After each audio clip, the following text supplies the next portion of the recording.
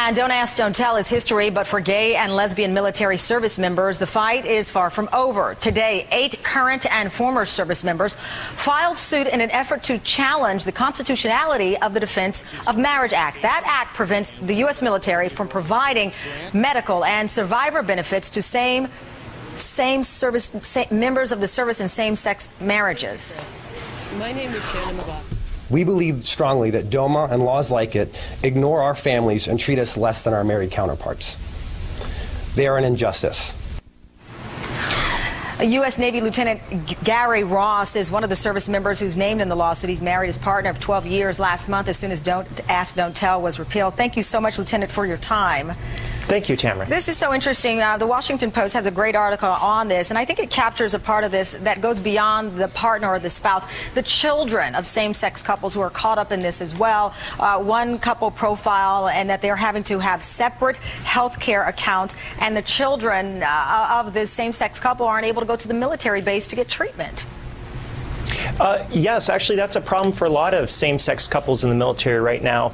My husband, Dan Sweezy, actually has to cross the border into Mexico to get health care, which is not anything you'd ask a straight married couple to do in the military, but unfortunately, same-sex married couples are still having to make quite a few sacrifices to serve this country. And the Defense Against Marriage Act bars federal recognition of same-sex marriages performed in states that allow them. And it's interesting in that sound clip that we showed, Joshua Snyder, his husband is the service member who was booed at that Republican debate. He's right now in Iraq. This speaks, though, at the heart of, I guess, how some people still see the members of our military who are gay or lesbian. You're absolutely right. It's amazing. I've been serving my country for 16 years, my entire adult life.